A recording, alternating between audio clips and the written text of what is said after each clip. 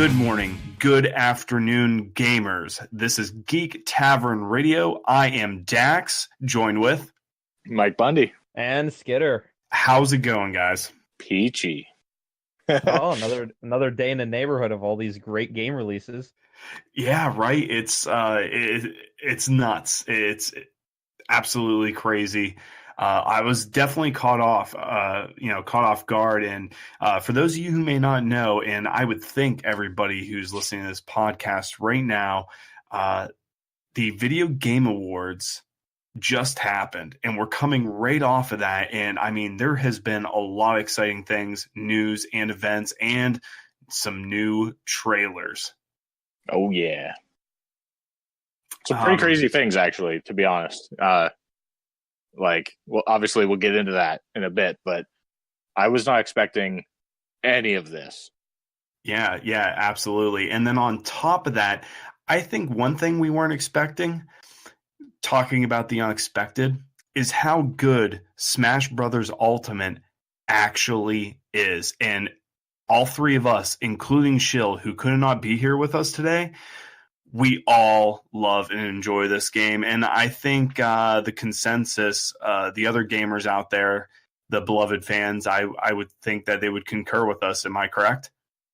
I would think so. I haven't heard really one bad thing from anybody. Obviously there is some critique or some criticism on the online. It's kind of, I mean, if you're doing it wirelessly, the Switch just does not have the wireless capability of other systems. At most people, when you do a internet test on it, at most people get like 27 megabytes per second, or roughly around there. But if you get there's a couple different LAN adapters. We won't get into that, but if you get one of those, it brings it up to at least 50 to 70. So, that's about the only bad thing. And we'll get in more detail later on in the episode. But let's first start this off how we always do, guys. Let's break the ice. I mean, is this going to be a clean sweep? What are we playing? I mean, it's been so long, like, we can probably cover quite a few things. I'm trying to think what I've even bought. I think I talked about Starlink. I haven't really played it. I didn't even know you got that. Yeah, I got that. You can borrow it sometime as well. You don't need the ship. You can just play through as Star Fox, without the actual toy, because it's a toy to life game. I don't know if you know that. Yeah.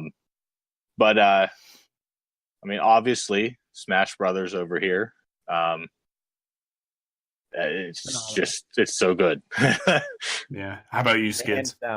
Hands down, best game I've bought this year so far. Top's Fallout 76, and that was my top. I mean, hey, let's real quick talked about Fallout 76 on this podcast yet. Yeah. Well, hearing Bud's reaction here, I guess that's where this is going to go. Yeah. Go on.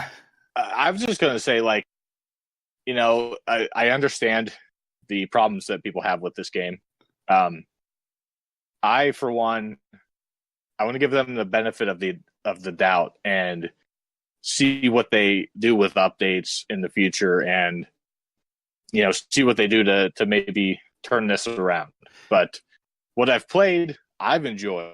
Like, it's still so cool that I can sign on, and Cody and I here, Skids, can play Fallout together. Like, it's still so surreal. Yeah. Skids, I mean, you still have this game, right? Oh yeah, I've been playing it a lot, and I was going to touch on the gameplay. I love it. When you're playing, it's a phenomenal game to just have fun, sit down, relax, and by yourself. It's a little less so because it's not very solo friendly. But I was going to touch on Bethesda themselves has made a pretty grave mistake. I don't know if you've heard about their canvas bag situation. Wow, that's a whole different.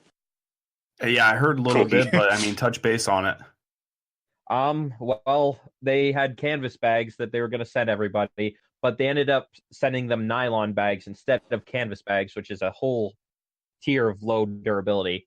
But canvas is like more cloth, right? It's sturdy cloth kind of stuff. It's like a really durable cloth. Yeah. Mm-hmm. Yeah. But I was just conferring. But recently they made it right. They're trying to make it right. They were going to send everyone their canvas bags, and they were going to you signed up a sheet or whatever, and you sent it to them, and like they'd send you the canvas bag.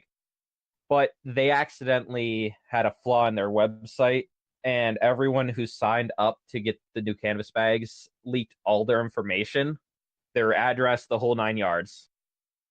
And Bethesda's got that on them right now. Oh, good grief. I mean, Yeah. Bethesda, like you said, I just want to touch base real quick. They made a grave mistake. I mean, a lot of people are up with torches and pitchforks right now because, I mean, some people, disagree. Some people may agree.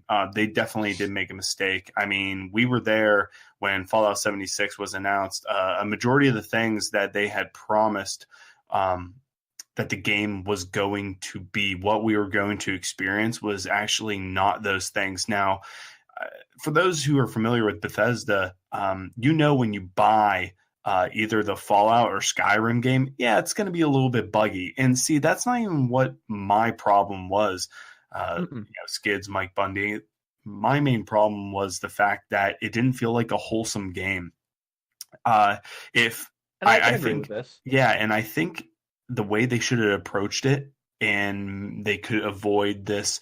The rumors that are going about right now is the fact that they may be filing lawsuits. Supposedly, there's a culmination of people that are assembling together and filing, or going to possibly allegedly file a lawsuit. I'm not a game designer by any means. I don't even understand the stretch or the means of what it takes to make a game. However, I'm just saying this, Bethesda, if this was a game that you didn't think was, because again, it doesn't feel like it's a whole game. And I don't want to ramble on what I think is missing in comparison to Fallout 4, but I think it would have really been better that, when you set your date, if you feel or know this is not a whole game and that this is going to be the game that you said it was going to be, I would come straight out and say, hey, everybody, this game is going to sell at $40, $45. It is not a whole game yet. It's, it's still a work in progress. You know what this kind of reminds me of, this game? Because what's the price of this game now? Is it $35 permanently? I don't believe so. No, that was just for the Black Friday sale. Maybe it was just for the Black Friday sale. Well, they should just keep it down at that price for right now. I've talked to a few people in GameStops, and they, they're guys who didn't. Some of them bought copies, some of them didn't, but they all agree that they think it's going to be what we were told it was going to be. But I think they could have just avoided this whole thing if they would have just came out and said the game isn't complete. But here it is, because that wasn't the only game that failed within the last year and a half where it was under our expectations, and that was No Man's Sky, another one. That's comparably, it's basically the same thing. Is it better though? I mean, it's better just because it works. Yeah, they've worked wonders on that game. They've released a good 3 giant updates. They now have underwater base building, a whole underwater ecosystem, and travel underwater. A bunch of new building, as well as some hostile mobs that actually makes you feel like the game's not just a passive free explore game. It's going to make you actually worry. Yeah, as far as No Man's Sky goes, bud, if you are in a GameStop or wherever you do your game shopping, and you see it on PS4 for like $5, because God knows it's not any more than that, you pick it up because it's actually a good game now. Yeah, that's awesome. I'm happy to hear.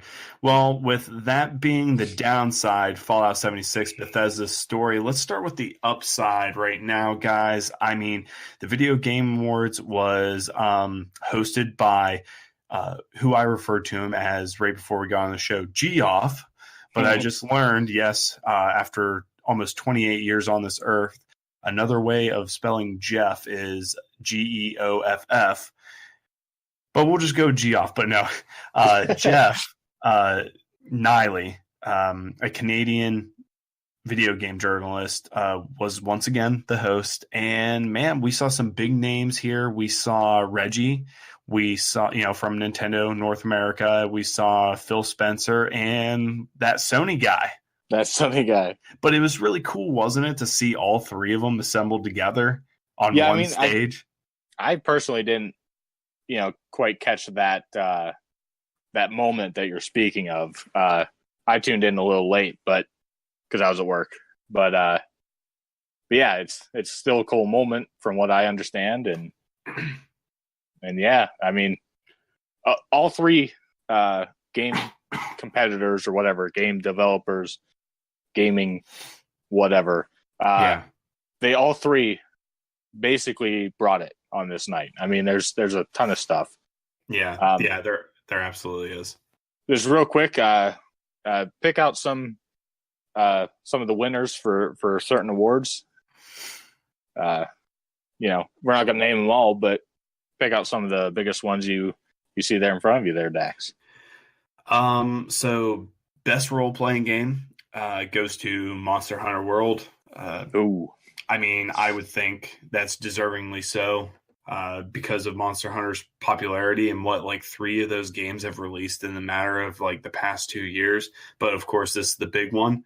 Best action adventure game went to God of War. This is not the only time you will see that title as a winner. Best action game went to Dead Cells. And best game direction went to God of War. Best narrative, which this game was in contention. I would say it was probably right behind God of War. But this was Red Dead Redemption 2, which of course was one of the 2 big games for the game of the year. Everybody and their grandmother knew that it was either going to be God of War or Red Dead Redemption 2. And of course, walking away with the Game of the Year award was God of War, and it was deservingly so. Yeah, I agree with that. So. I mean, I guess my opinion is not valid because I still have yet to pick up Red Dead 2. But God of War is just an experience, man. If you have a PS4, you have to play that game. Mm-hmm. Did you play as Skids? I did play Red Dead Redemption 2. I didn't get to touch God of War, but Red Dead so far, phenomenal. It makes you feel like you're there. It makes you feel like you feel all the characters' emotions. You see what they're going through. And there's so many interactions just outside of the story that you can have with random people. And it's great. It's so in-depth. Yeah.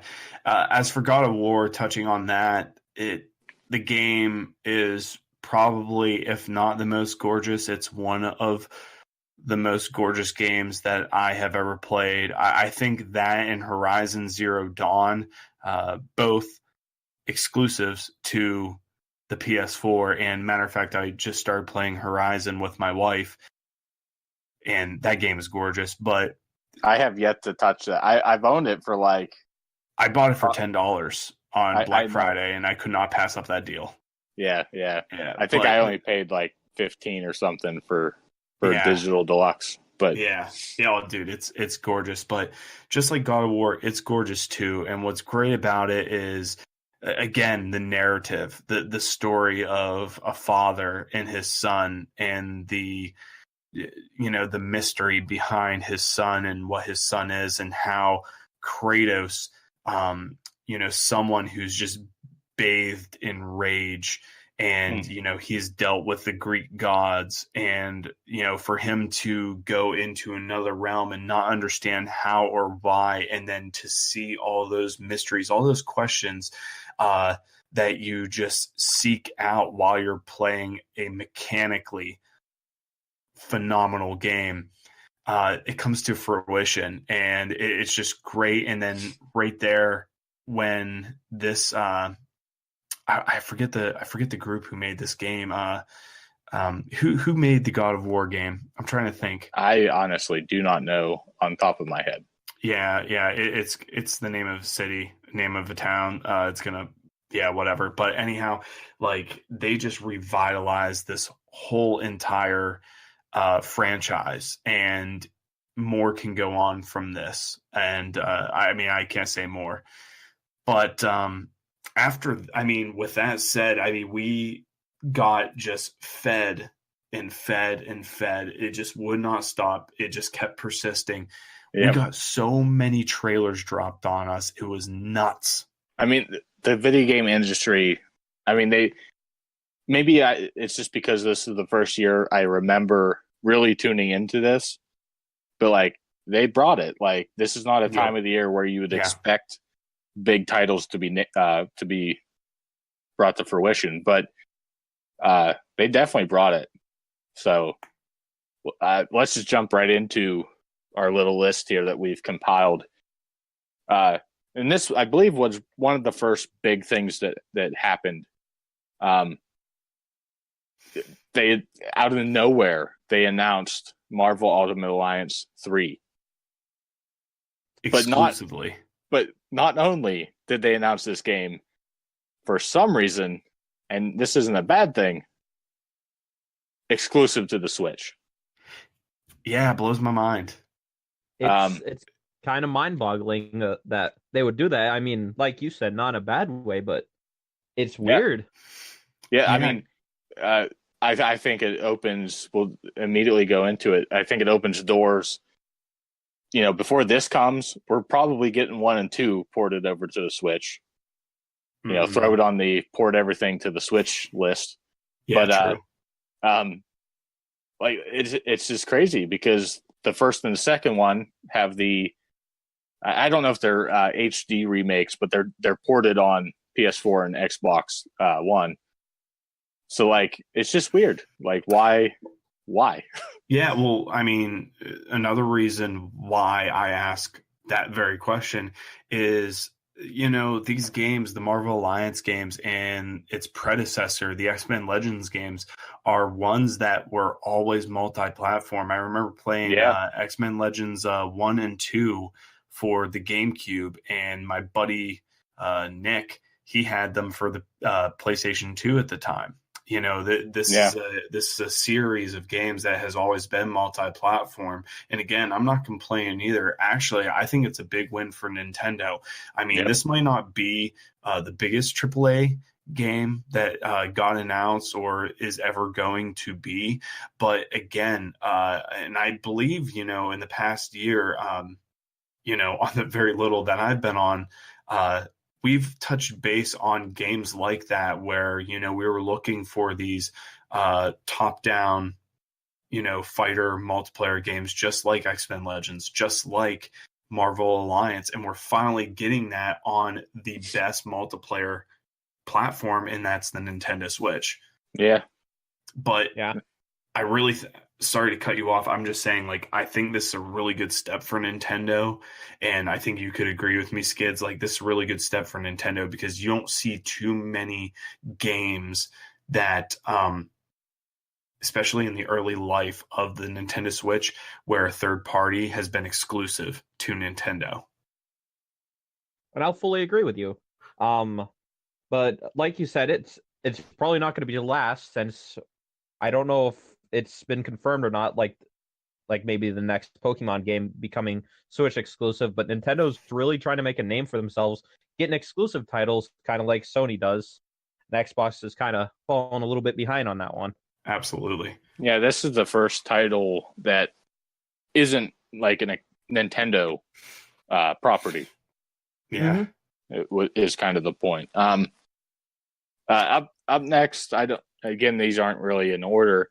I know we had Rage 2 was shown off some more, which is a game that I actually kind of forgot about that was coming. And I don't know when it's coming, but if you want to find that, I don't know. Yeah, I mean, Skids, what'd you say again? What game did you think it was when you first started watching the trailer? What was it about again? Rage 2. Rage 2. Oh yeah, Rage 2. Like when I first saw it, like full on, I was like, Bethesda might redeem themselves because I played Rage 1. I enjoyed it, but it felt limiting. It was just like it wasn't a classic Bethesda title where you could go do whatever you want. It just felt like you had to follow this certain point. And it was just a little bit different. And Rage 2 really looks like it's going to absolutely blow their first one out of the water. Yeah, so this trailer in particular was the release date reveal, and it's coming on May 14th, 2019. Yeah, wow. I mean, when I first watched this, I was like, "Oh man, finally, it's Borderlands." Like it's the next Borderlands. And I know right even before this, you both even said that it's quirkiness or, like it's, because during the trailer we have a little bit of comedy into it, but of course it's just the style of it. It reminds you of Borderlands. And it's great that it does that. There's a lot of games out there that's been going for realism, and to have a game go for pure comedy and just fun is just a really great thing to have in the middle of all of it. Mm-hmm. Absolutely. Not to completely derail all of this, but just to make sure, I'm pretty sure the one that's Borderlands-esque is Outer Worlds. Which is what we just segued into accidentally. So go on, MikeBundy. Outer Worlds is another game that was shown off. It's made by the original developers of the first Fallout, and then they returned with basically they're like, oh, we can't make Fallout anymore, so here's this mumbo jumbo with some space and some funny stuff. Yeah, absolutely. I mean, both involve. Well, actually, no, both don't involve space. There was quite a bit of trailers that involve space. Yeah, Rage 2 is, I would say, more real or more less cartoony looking, I guess. Yeah. Mm-hmm. But I just want to clarify that. But yeah. I mean, another one, speaking in terms of like being spacey and whatnot, Anthem. We got another trailer. We got more of a story side trailer, for this big AAA game that's going to be, coming out. I don't know when exactly, but I know when we last talked about this, which was, I think it was during E3, right? I was going to say it's probably been since E3 since we've talked about it. Yeah, and I know from the first time we were impressed. The second time, with that being E3, we were meh about it. I mean, has this in any way helped change that thought? Because I know we were kind of on the fence about this, MikeBundy. Yeah, unfortunately for me, I actually missed this one particularly, the trailer. But we do have the release date, and it's February 22nd. So it's only about 2 months away, 2 months and like 2 weeks.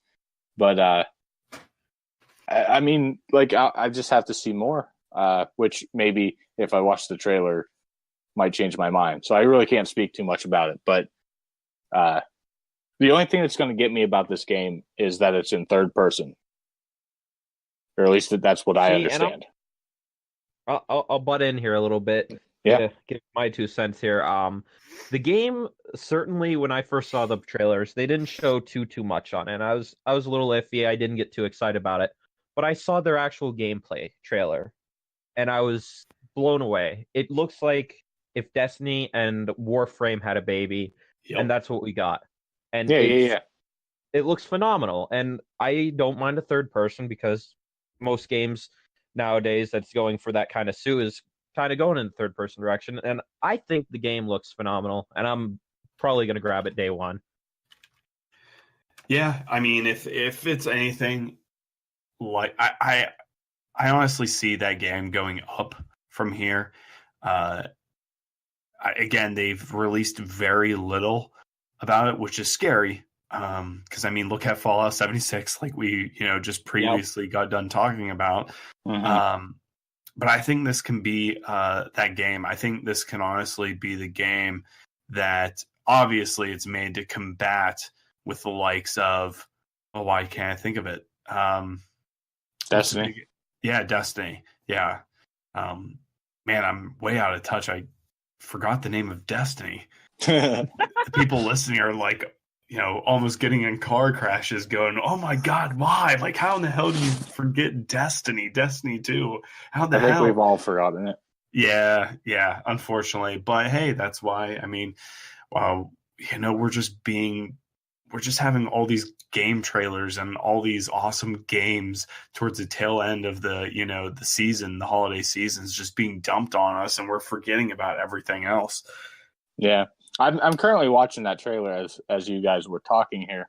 I mean, it still didn't show me anything. Like, I mean, these cutscenes or whatever look cool, but I don't know. It's still vague. Is it third person? Like, I don't even know at this point. Everything is very obscure with that game still. Yeah. It's definitely a third person. It's a third person over the shoulder. But moving on, we got a trailer for what people have been speculating for a couple of months now, that being the new Far Cry in the series. Matter of fact, it being the one that comes right off of its predecessor, Far Cry New Dawn. I mean, it comes so hot right after it. Like, I thought it was just DLC. Yeah. Well, I mean, it is kind of. Yeah. Okay. Oh, no, go ahead, Skids. I was just going to put my comedian here in and say this is got to be post-apocalyptic, and it's going to be the next Fallout that we've been waiting for. Huh. Yeah. I mean, if that's the kind of stuff that it is. I mean, I didn't finish Far Cry. I almost said Fallout 5.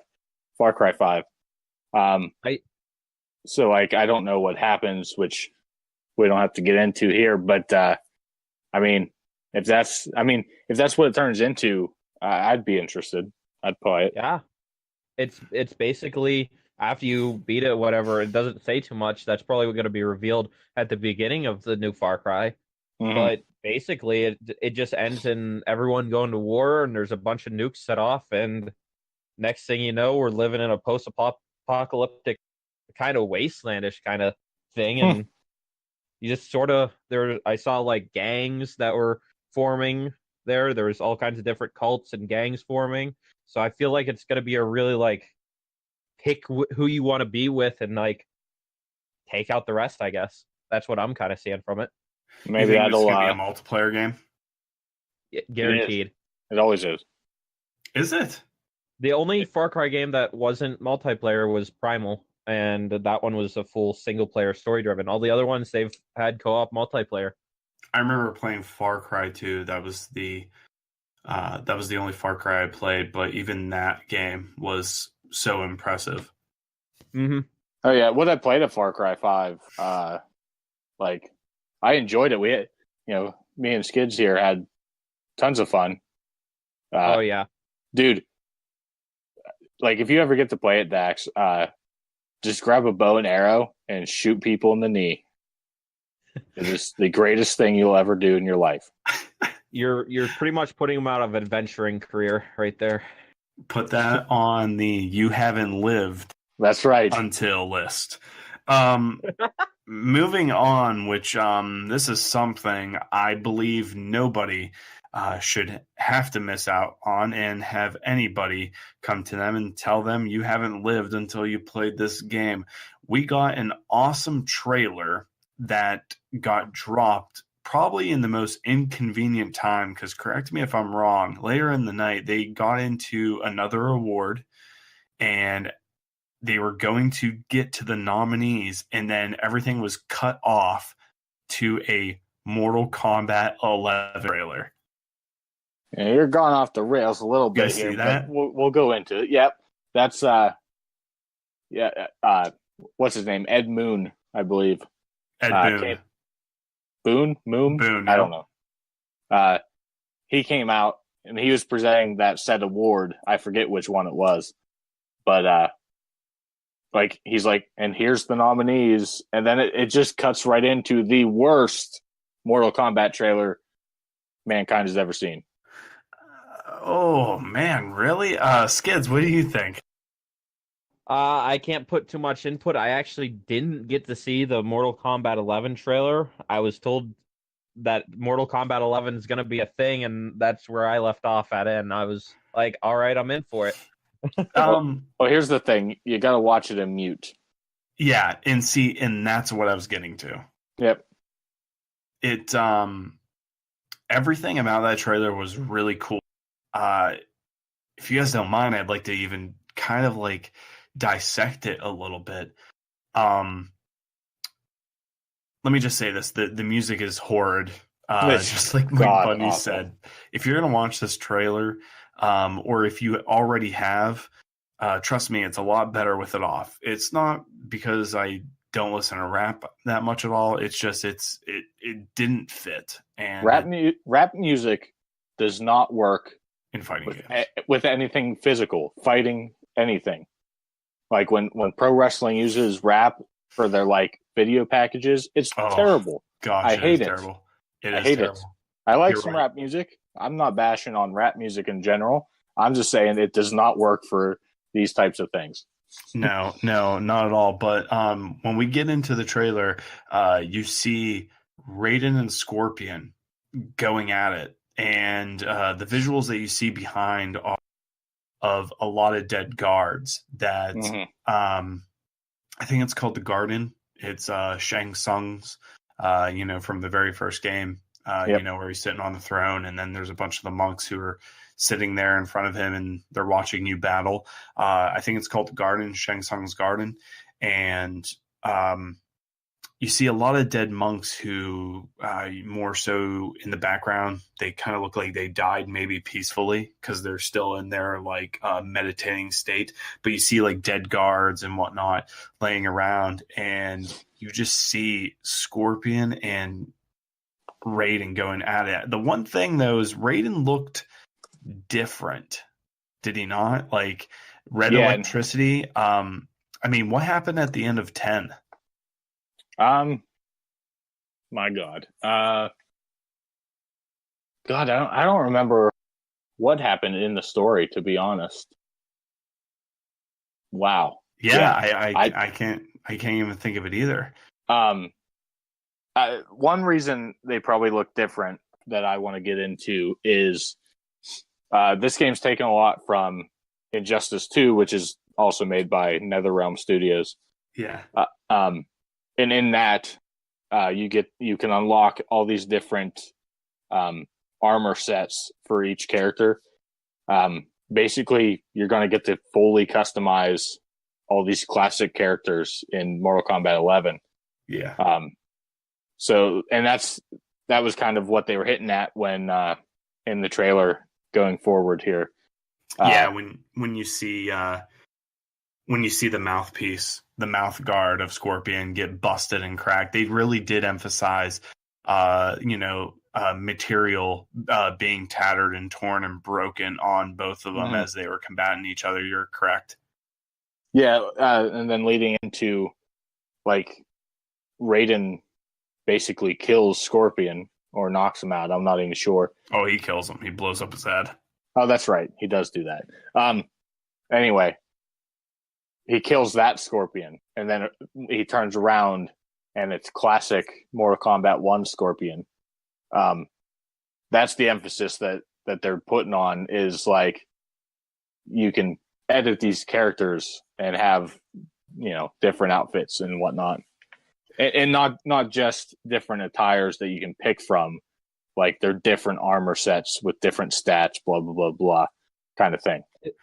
I completely agree with you on the possibility of, customizing. I think weapons are going to be heavily oriented, placed into this game. I think, again, I think there will be some customization, just like you were saying, and, having these characters, ideally the way that you've always enjoyed seeing them, whether it's you enjoy the Scorpion from Mortal Kombat Deadly Alliance, or if you just prefer the old school Scorpion.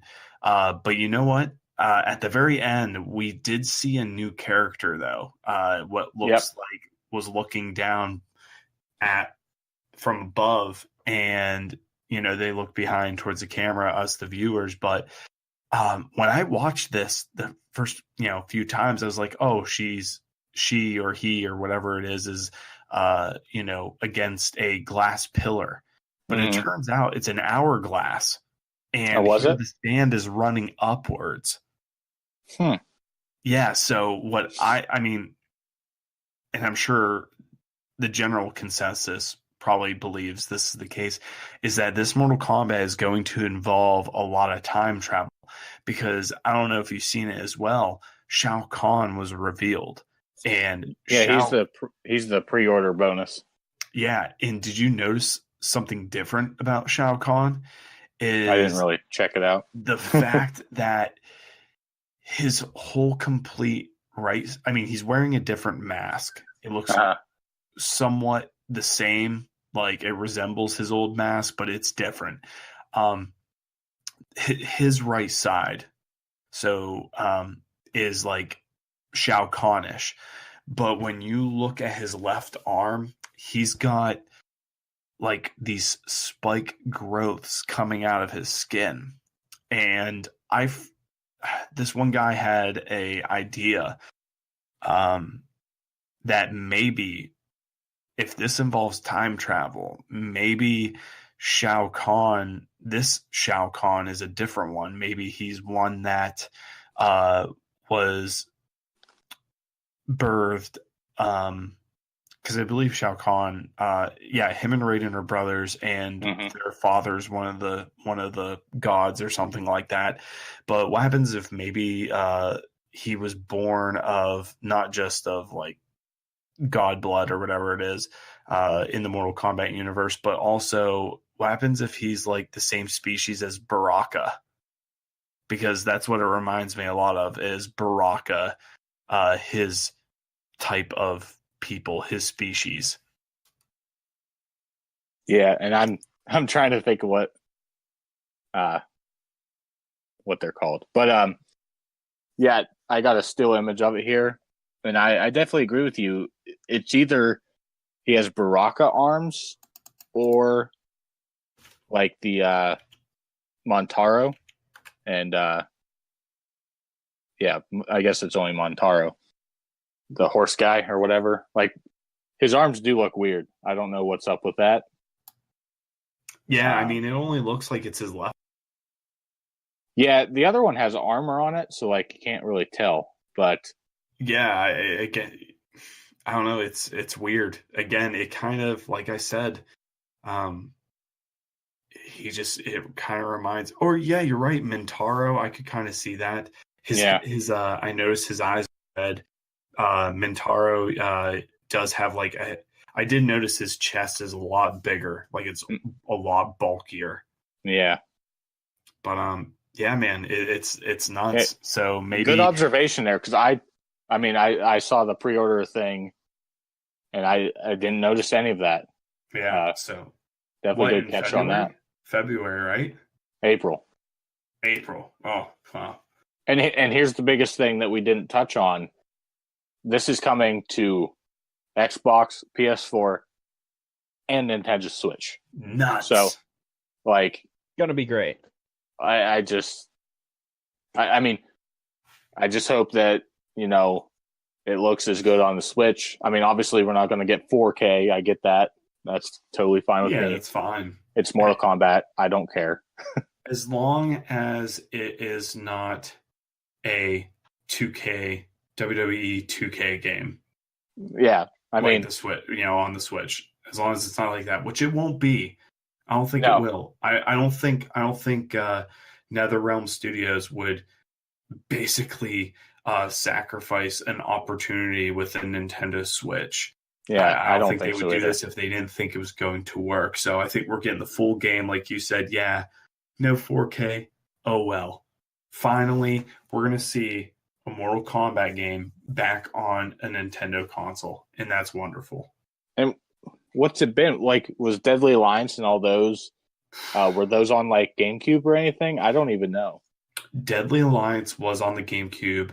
After Deadly Alliance, it was Armageddon, and from there, that was a PS2.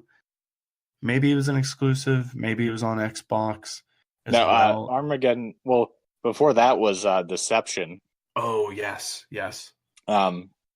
But yeah, Armageddon was on all platforms. I don't know if it was on Nintendo, but it was on. Yeah, it was on Xbox and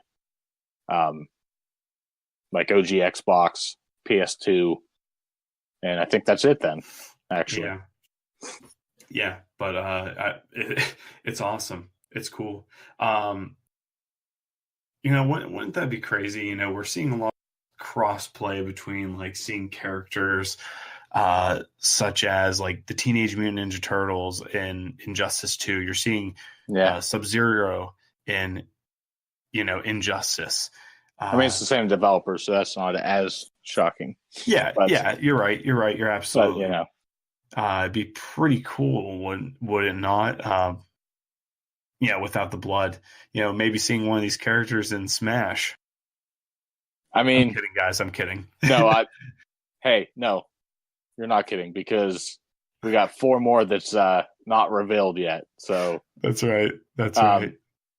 Before we get some Scorpion in Smash here, get it over here.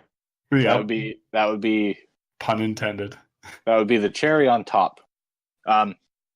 Before we go into the Smash stuff here, I don't know if you're going back to this, but with Mortal Kombat 11 coming out, I hope they bring back Mortal Kombat go-karts. I forget what they called it. Get the hell out of here, Mike Bundy. I'm just kidding. They're bringing back. This is probably the biggest reveal, I think, of the night. Crash Team Racing remake. Oh yeah, that's right. My childhood in a nutshell. And not even for the racing, just for the adventure mode. I'm not joking. Well, this is sorry to rain on your excitement. This is actually the PS1. This is not Crash. I believe it's the PS1, is it not? Yeah, Crash Team Racing was on PS1. Because Cody's talking about the one for PS2. Oh. Well, you see, me and Cody, when me and him would get together, we would always play the one for PS1. And that game in itself was a wonderful game, and we spent so much time playing that game. And again, like Skids is referring to here, the adventure mode. Was there an adventure mode in the first one on PS1? Yeah. Oh. Yeah, I mean, you would kind of just like ride off to a platform, to a racetrack, etc. I mean, it wasn't really that extensive. I don't even know if you would call it an adventure mode or a story mode, but I guess it worked. Cody, Skids, did I jump the gun and think? Are you not talking about the one where like there was actual platforming? Like, is that the one you're thinking of? No, I was probably thinking of, like you said, the one on PS2 that had adventure, and it was practically just adventuring around, collecting little collectibles and there was different ways that Crash could die, and you could collect those, and it was really fun. Yeah. So it's probably a different one. I'm trying to. Well, anyway, this is a remake of the PS1 version. I can't remember what the name difference was for the I think the PS1 one was just Crash Team Racing, and the PS2 one was Crash Team Racing Nitro something or other. Anyway, this had been highly rumored beforehand. One of the people that was given an award for the Game Awards, they got this gift at their hotel room, and it was 2 fuzzy dice that you'd put in a car, and they were colored like Crash himself. So, like, I don't know why they put that out there and why they basically ruined it. Like, we knew it was coming. Yeah. But I mean, man, what a crazy reveal. And I'll tell you one thing that has me worried is the trailer they showed at the event. At the end of it, it only says PS4 at the bottom. Now, a YouTuber that I watch did like his own little review of the Game Awards, and he stated that it's coming to all 3 platforms. I have yet to confirm or deny that claim, but it better come to Switch because, I mean, it just better. I mean, with the Crash Insane trilogy coming onto the Switch, I don't see why this wouldn't. I wouldn't see why Crash Bandicoot wouldn't actually be in Switch either. I mean, Switch either. Wouldn't be in Smash Brothers either. Yeah. Again, the Switch. I know I come on here and I'm very pissed with Nintendo because they've always been my favorite, but what Nintendo's doing right now is just phenomenal, and I think it really says something when the head honchos that for each of these big systems, the Switch, the Xbox One, the PS4, when they all stand there on stage, I really think there's a lot more than their presence just up on that stage. I think, there's some ideas obviously brewing between these companies, and they're just kind of more so keeping us out. And I think it's an awesome move that Sony makes to, hey, let's take one of these iconic characters that represents us and, lend them over to Nintendo for Crash Bandicoot Racing. That'd be awesome. All right, so I found some information here. I won't quote this site because I don't know if it's credible, but if this is true, it does say that it is for the PS4, Xbox One, and Switch. It's coming June 21st of this next year. So that's not too far away, but not, too close. But I also found out that the one on PS2 that I was trying to think of was like a spin-off of this game. So like I don't know if it was kind of like recreated a little bit. But anyway. That's neither here nor there. No. So but, I mean go ahead. No, go ahead. ahead. I mean, I was just going to say throughout everything, as we went through a lot of these trailers, as we went through the Game Awards itself, I mean, right from the very beginning, we could not help but drop the Smash Brothers name. And this event couldn't help but drop at least one more trailer on the night that Smash Brothers was going to get, released. And we got our first DLC character, Joker from Persona. How do you guys feel about this? Go ahead, Cody. My opinion, I haven't played Persona, like a whole lot. I played a little bit of 5, but Joker just looks like a character that's just going to be absolutely great to use. And he's just, I guess it's just going off his apparel, but he is just really cool looking. And I'm excited for when he releases. Yeah, for me, it's a matter of, what he is like, what he does exactly.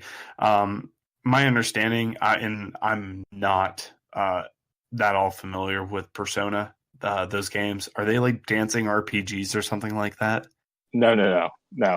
They're JRPGs. They are basically you. From what I understand, you live your life like it's kind of like The Sims. Am I correct in saying that, Skidder? It's you live a regular life, but you're also a part-time undercover hero as your alternate life. Huh. And you That's get the Persona. Yeah, and I think I heard something about you get I guess power. You unlock your powers by almost dying, I guess.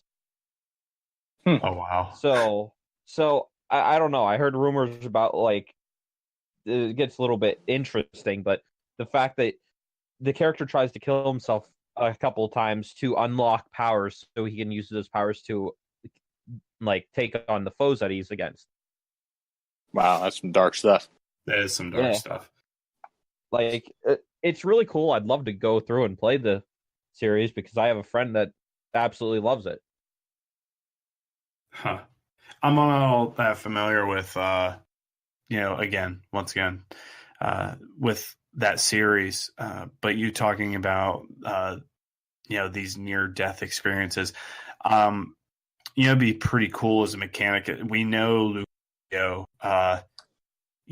becomes a little bit stronger the more he gets beaten up, and the more his energy blast, his just his B attack, the charge up attack, does, and the bigger it becomes, the more damage he sustains. That'd be kind of nifty if he wasn't this Persona, this Joker guy was one of those characters too. But again, I really don't understand the mechanics or even the story of it. But if it's true what you said about near death experiences and whatnot, that'd be pretty awesome if maybe he was a character that becomes more versatile. Maybe for each time he's knocked off stage, he just becomes stronger. That would be amazing. He'd play like, oh man, I forgot the name of him already. Lucario? Yeah, that's it. Yeah, that's like what I was him, saying. and I've done a lot of playing with Lucario. I love how he gets stronger, and he just becomes, I guess, easier to use the more you get beat with him. And if that character was like that, I'm sure it would work out perfect. Oh yeah, absolutely, it would. So guys, I think everybody's like urging us, like, well, let's get to the point. Smash Brothers Ultimate. First thing I want to know right now is on whether or not you bought a physical or a digital copy. Digital. Physical. See, and I've always professed that I always am one to prefer the physical copy over a digital game because I like, again, physically owning it. But this was the first game. Well, no, this was the second game that I've. No, let me correct myself again, everybody. This isn't the first or the second. This is the third time I bought a game digitally in my lifetime. The third game. In your lifetime. Yeah, it's definitely the third time. Oh, wow. I'm just going to finalize it. It's the third time. And it's because I couldn't wait because my freaking GameStop here in the Pittsburgh area, the closest to me, we're not opening up at midnight for this game. I mean, the one up here didn't either. So, what is with that? Do you think? Okay, so I think that they think that the Nintendo titles don't justify a midnight release, which is just mind-boggling. I mean, I don't have any confirmation about that. That's just kind of my thought on it. And I can debunk that because I picked up Super Mario at midnight. Oh, right. Okay, yeah. I'm trying to think of another game that I may have. I think Super Mario, Super Mario, the Nintendo Switch, Odyssey. Those are Zelda. Those are games on at midnight. And Smash Brothers is a big enough game. I remember when the last Smash Brothers was actually and it was released at midnight, the one that was for the Wii U and the 3DS. Do you think maybe the big incentive behind buying a digital copy, the whole you get 300 My Nintendo reward points, which thus, from what I understand, that's all the more that Piranha Plant costs. Piranha Plant doesn't cost anything. As long as he's you buy free. as long as you buy the game, like you're good. You bought it digitally. It automatically, gave you those coins, and like when Piranha Plant is available, you can just download them. If you get the physical, like I did, which I can go into shortly why I got the physical, but what you have to do is you go to the home, and you hit the plus button, and then there's an option at the bottom to claim the coins for your physical copy. Yeah.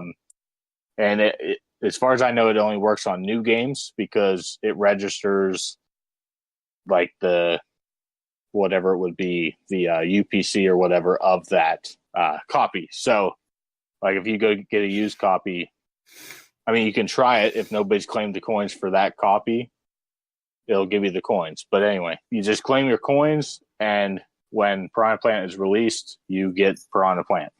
I have a feeling he's going to be the best character ever. Tier 1, baby. Piranha Plant. Oh, yeah. I don't honestly doubt that. No, I don't doubt that somebody will main Piranha Plant. I have a coworker that already has decided he is going to main Piranha Plant when he releases. I mean, those kinds of decisions can't be made, which I'll get more into that in a little bit. There's so much stuff to talk about. This might have to be part 2 of this podcast. Anyway, so the reason I bought physical was because I'm broke.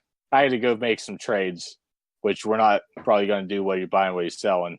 But I made some trades to get this game, and I sacrificed the almighty Zelda Breath of the Wild. Oh my gosh. What? You told me you did trades, but you didn't tell me that. Yeah. If it makes you feel better, I traded my Legend of Zelda Breath of the Wild in on Pokemon. So. Oh my gosh.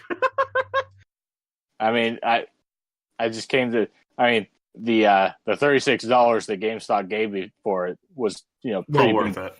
Pretty big part of why I did it. Yeah, and this game's going to be a game, of course. That it's obviously new. You're going to play it, but the Smash Brothers game is more of a game that you can keep going back on. Zelda, as great of a game as that is, am I really going to pick it up within the next 2 years? No. Maybe in the next 5. Yeah, maybe. I might play it again. It's going to be a long time before I ever get that itch, probably, I think. And that's what I'm getting to. It's going to take me a long time to get that itch. Yeah. So we don't have a format here for this part, but let's go with overall impressions on this game. Let's start with when you first turned the game on. I don't know if you guys remember, but you get a spirit right off the bat. You get one spirit. And I don't know if you guys know this, but it is random. I was wondering if you guys remembered what the first spirit was that you got. Oh. Mine was, I believe it was Howdoon. The fire dog Pokemon. Houndoom, yeah.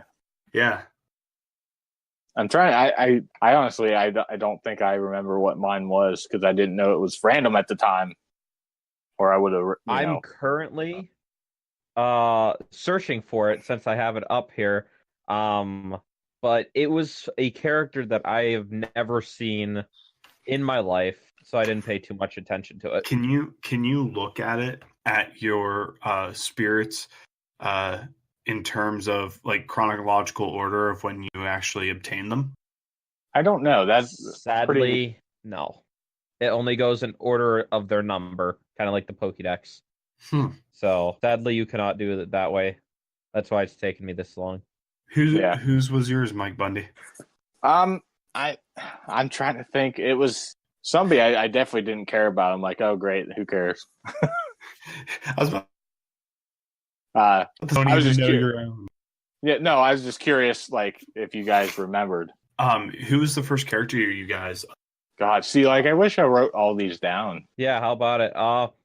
First character that I unlocked in the like spirit mode or just random encounter? Random encounter. Random encounter. Oh, I'm gonna think. I think honestly, like You can actually go to your milestones, and you can see who joined the battle first. Oh wow, that's awesome. where are those at? Hold on.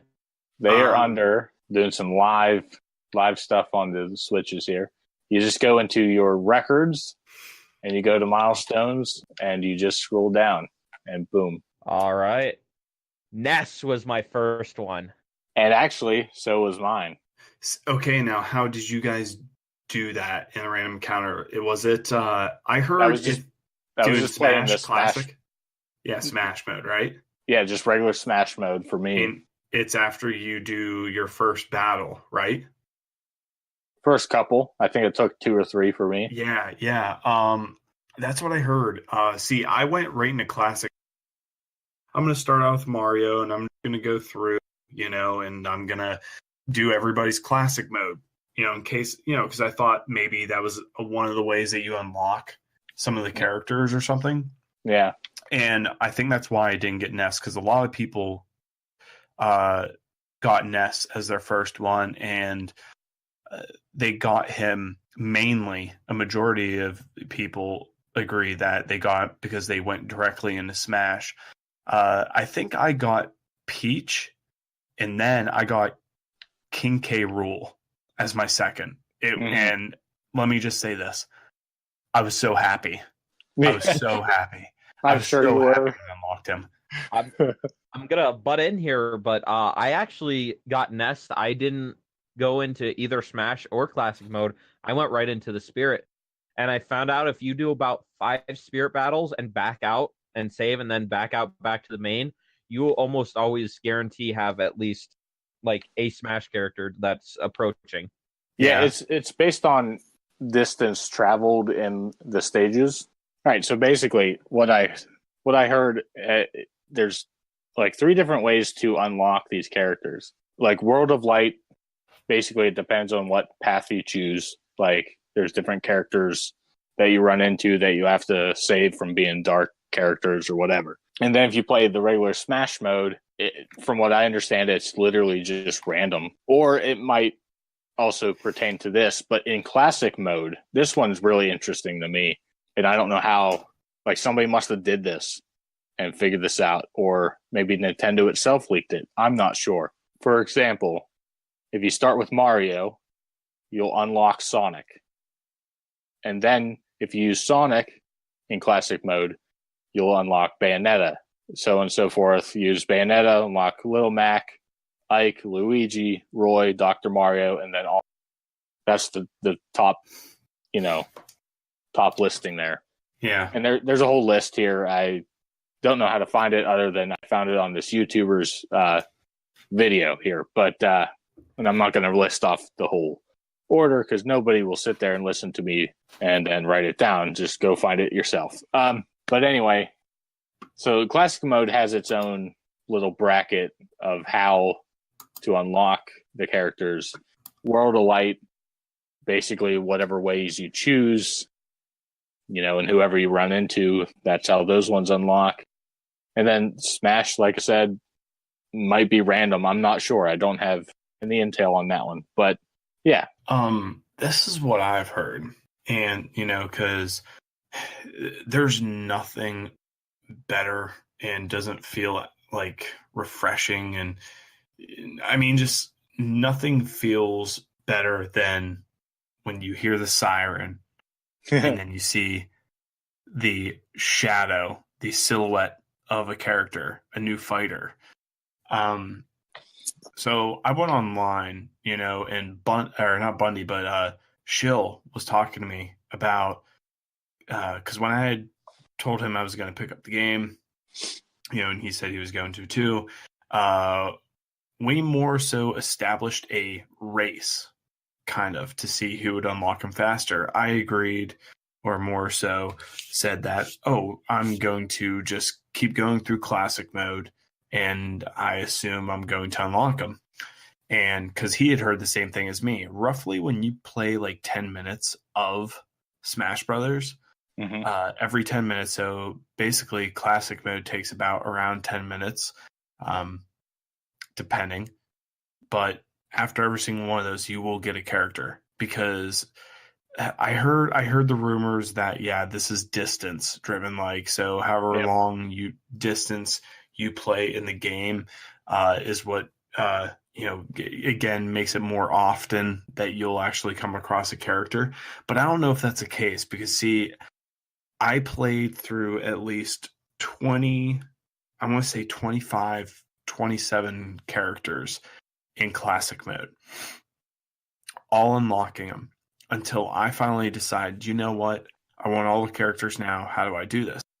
And a guy online was talking about how you can go on to onto Smash mode, make it one stock, and set the time for like 20 minutes and walk for like 20 minutes pretty much. And then close out the game, close the game completely, go back to the hub of the Switch, and then, cancel the app, and then go back into it. And then you go in, you do one stock on Smash, and you immediately kill yourself. And then when you take that loss, a new challenger comes up, okay? Yep. And then once you beat the new challenger and you get him, right once it says that he's joined the roster. Yep. It goes back to the stage select.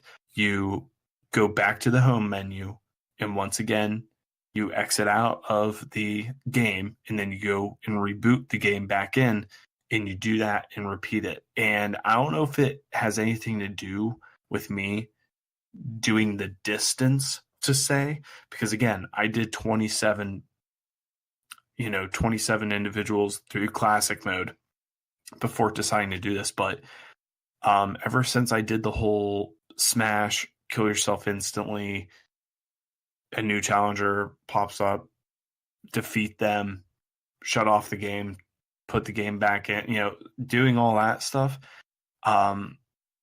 I don't even know how long it took, but I don't have all the characters. I have 57 right now. And it goes so much quicker. Yeah, I mean, that is confirmed. I have seen people do it. A YouTuber that I follow actually made a video of him doing it, because I guess there's people out there saying, "Oh, that doesn't work," blah blah blah. Well, he did it with 3 characters. Yeah, it does. It does.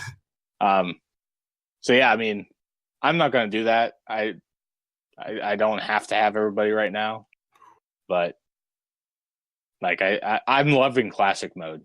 Well, I'm just going to go into that. That's primarily what I've been playing. I'm not even following that tree that I talked about. I'm just playing with whoever I want to play with, Yeah, and the one cool thing is that it actually works who you completed it with. Yeah. Because in the other games, you had to kind of ponder, man, who'd I beat classic mode with? Yeah. You get a little gold medal in the top left of their picture. Yep. And yeah, I mean, man, my screen is full right now. Yeah, it's absurd. Skids, what's some of your favorite things about Smash Brothers Ultimate? Honestly, I really like the spirit mode. It gives me a sense of adventure throughout this game, and it's not just random. It's an actual kind of story. And I don't know, I really like it so far. That's where most of my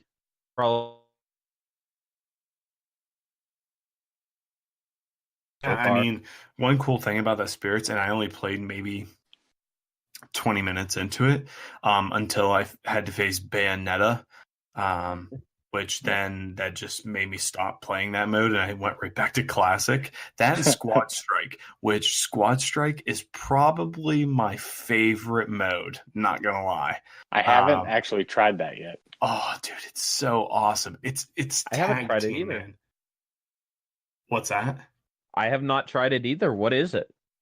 So it's like tornado tag pretty much. Like, and of course, one thing that's so awesome about Smash Brothers, everybody, is that you can set up your settings. You can save your settings, everybody. And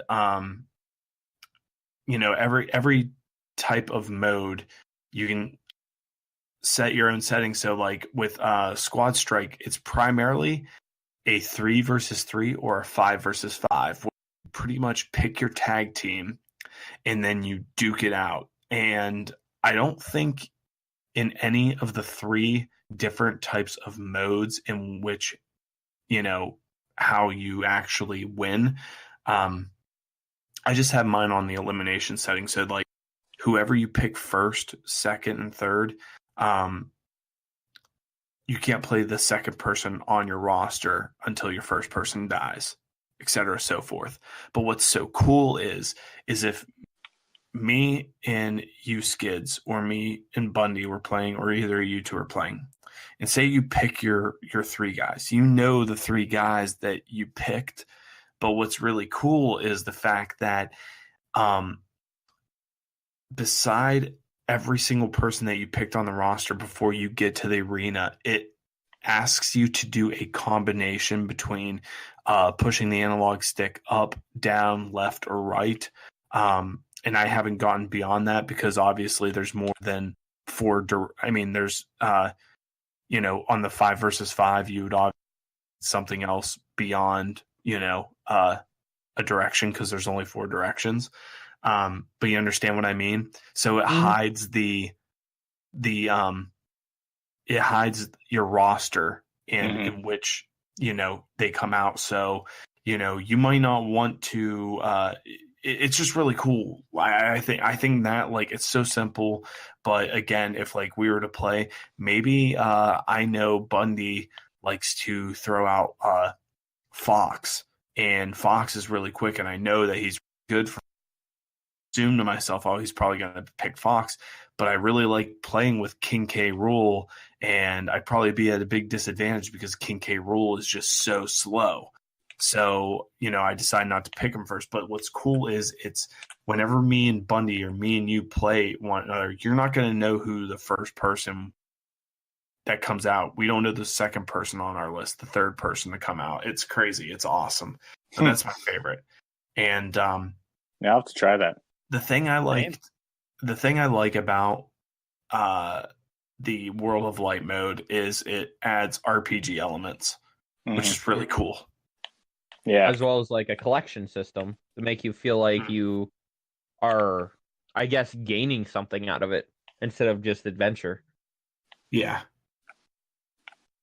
So for all those achievement hunters out there trying to collect everything, good luck. Yeah. Like, if you're looking to complete this like 100%, it's going to take forever. Yeah. Yeah, probably.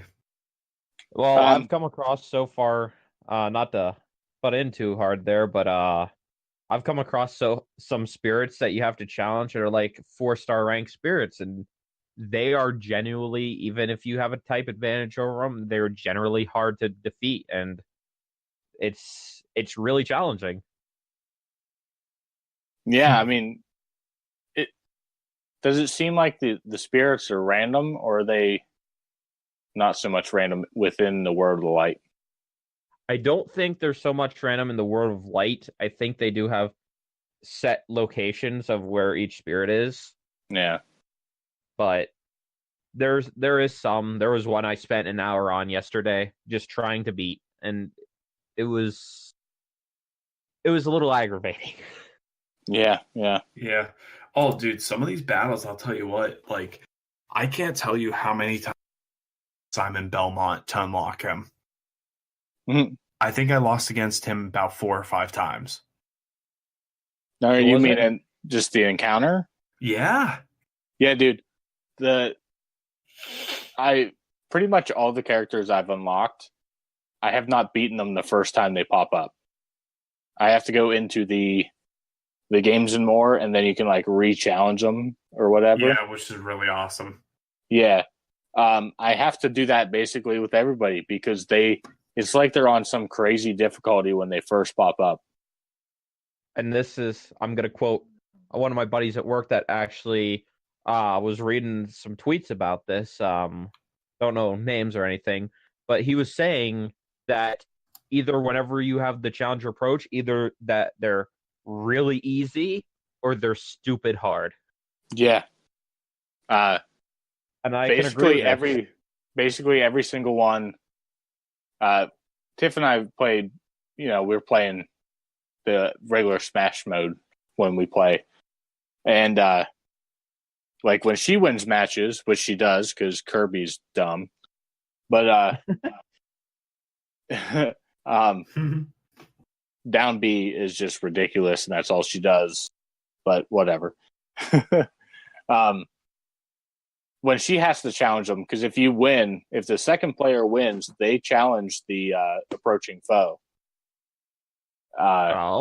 It seems like most of the time she gets all the easy ones. It's like it knows. It's like they know that she's not as quote unquote skilled as me, or whatever, and she tends to get all the easy ones, and then somebody will come along. Like Robin popped up earlier today, and I literally didn't get a hit in. He was just running back and forth, and he was basically juggling me in the air. I barely hit the ground, and then he just shot me off the stage. Like, it was ridiculous. And I can kind of feel this pain. I haven't had too much trouble with too many of mine, but the brother and sister, the Icebreakers, I don't know if that's their actual name. I had to challenge them 8 times before I got them. Oh wow! I haven't really it was bad. What mode? Like just outside of? Yeah, it was just them approaching. Like I had to challenge them 8 times. They were my 4th encounter. I just now unlocked them as my 32nd character. Wow. Yeah, that's crazy. They've given me the roughest time. That's crazy. But I did end up getting them. The only one that gave me another rough time was Ganondorf. Oh yeah, yeah. I want to say Ganondorf was challenging, very challenging to me. And then just some way, I think the more so the CPU for some reason had a human error and just decided to, I don't know, jump through the middle of the bridge and just die. Yeah, I've had that happen where Tiff was facing one earlier today, and the NPC just walked off, or the AI just walked off the stage, like just straight up was like, nope, goodbye, and just died. Had it happen. And I mean, I won't complain when it happens. I'm just like, alrighty then. Well, I guess you're mine now. Mm-hmm. It's like that Pokemon that wants you to capture them. Yeah. Yeah, I mean, I really don't even know what more we can even say about this game. Like, us three, we actually got to do an arena. Yeah. That was pretty cool. I really enjoyed that. Other than lag. Okay, I wanted to know, did it lag? Yeah. Yeah, it lagged pretty crazily. Me, Michael, and my one coworker, David, actually played the other night, and it lagged just as bad. Yeah, so it's definitely not anybody's internet specifically, because, I mean, Skid has crappy internet from where he lives. You know how that is, bud. But, like, I have Comcast. I have the blast internet, super fast, and I still lag. Like, it just, you have to, basically, if you don't want to lag, or you don't want to cause lag, you have to buy one of those Ethernet adapters. The USB in the back of the dock is a 3.0 instead of a 2.0, like the side 2.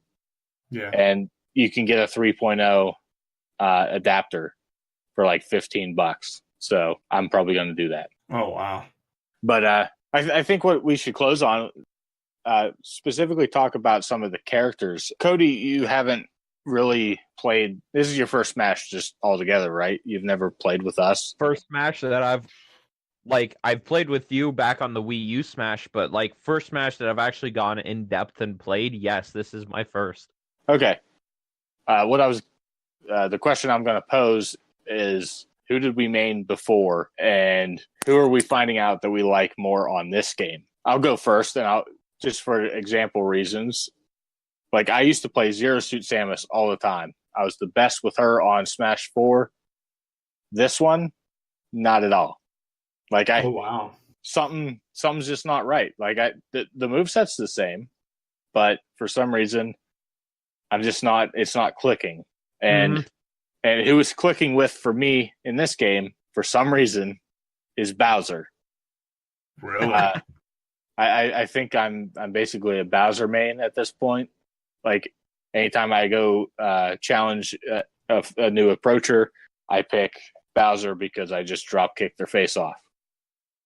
I can vouch for this man being a really good Bowser. I don't like fighting him while he's that. Yeah. But I might contribute in this a little bit. Like, I didn't have much time in the Wii U version of Smash, but I did have one that I felt really good with, and that was Yoshi. And I totally changed. I'm the one I've used the most and been relying on the most is Captain Falcon. Falcon punch everything. Yeah, he's actually pretty good. I've used him a few times. I'm liking him as well. But have you noticed any changes in who you're using? Man, I mean, I really didn't play too much of install of the Super Smash Bros. Series. You know, I play with you guys. I like to mainly play as either like Fox or Falco or even Diddy Kong. You know, I think Diddy Kong came out in Brawl, yes, and I mean, he's one of the characters that, you know, I remember Melee. I always wanted Diddy Kong. I always wanted to see Diddy Kong and King K. Rool.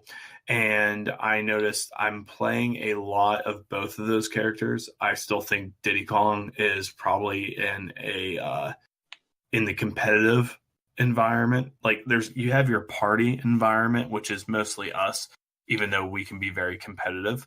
And then you have like the competitive, Diddy Kong is still up there in terms of tiers, if you want to call it. You know, and I see a lot of people actually still out there professing that, yeah, he's still in the top tier just because he's that good. He's that versatile. I really love Diddy Kong. I've been playing a lot of Simon Belmont, Simon or Richter. Again, characters that we heard that, you know, may have been in the last game and then they ended up in this game, like, which is phenomenal. Who else have I been playing as? Again, King K. Rool. I've been trying to do some stuff with him, and you know, between some of the stuff that I've done and that I figured out, and then seeing what people are doing with him, it's absolutely ridiculous. I haven't really seen much like what everybody else is doing with him. And I think it was you, Skids, who was saying that, like, people agree that King K. Rool is actually good, but he's like so close of maybe possibly being broken. He's got combos that work very well together. Like you said, with the crown and the cannon, perfect combos. You throw the crown, if you miss, it's going to come back, and while it's coming back, you can get a cannon shot ready, and you can aim it, which is amazing. No, what's crazy too is you hit someone off the stage, and right as they come down, and they obviously are falling purposely below the platform, you throw your crown so that even if it misses, by the time they get up and they pull himself up onto the platform. The crown comes, hits him in the back. You shoot off the cannon, and then they're just close enough where instead of the cannonball getting sucked back into the gun, the cannonball hits them. So the crown hits them in the back, then the cannonball, and then you suck them in, and then you shotgun them up into the air. But I've seen some nastier stuff. I've seen it where people have actually sucked, he's like sucked people into the gun. And I guess you can point the gun behind you. Did not know that. But I've seen it where people have jumped off the stage, sucked someone into the gun, point it backwards so it shoots and it spikes them on the underneath of the stage. Yep. It's absurd, guys. It's absurd. And that's all they got to do, too, is go down, shoot that. And he's got such a really good recovery move, like jetpack that just goes. Mm-hmm. And he can just recover from it. I've been playing a lot of Mario, too. I've been experimenting with him. Yeah, Mario's not bad. I've been actually playing with... I tried to play with everybody just to really get a feel just for the game in general, I guess. Mm-hmm. I guess it's also because of classic mode. Like, I'm trying to go through it with everybody. Mm-hmm. Some of my favorites, like you mentioned, Simon Belmont, and I haven't used Richter yet. I unlocked him earlier. But I was using Simon for a little bit. But yeah, the game's so good. I don't really know where to go from here. But well, I know one thing we can do. Okay.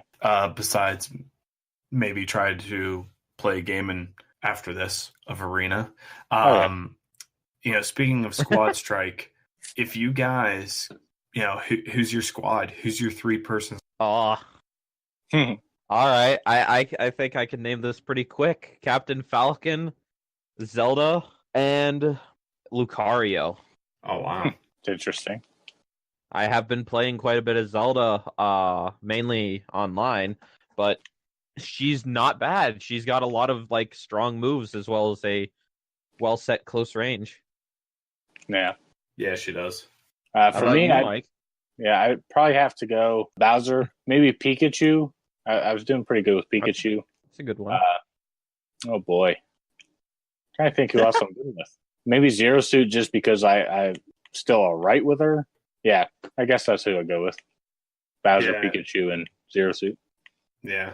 For me, I'd probably go, just because I've played a lot of him already, and he's probably my favorite new character on the roster. Not necessarily my favorite to play as, but King K. Rool, Diddy Kong, and I would have to say probably Fox.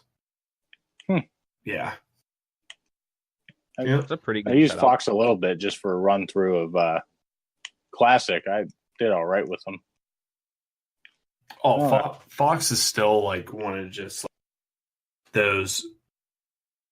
I don't want to say basic, but I mean you make a solid choice. Like even if you don't even have to be that knowledgeable of his moveset or anything like that, and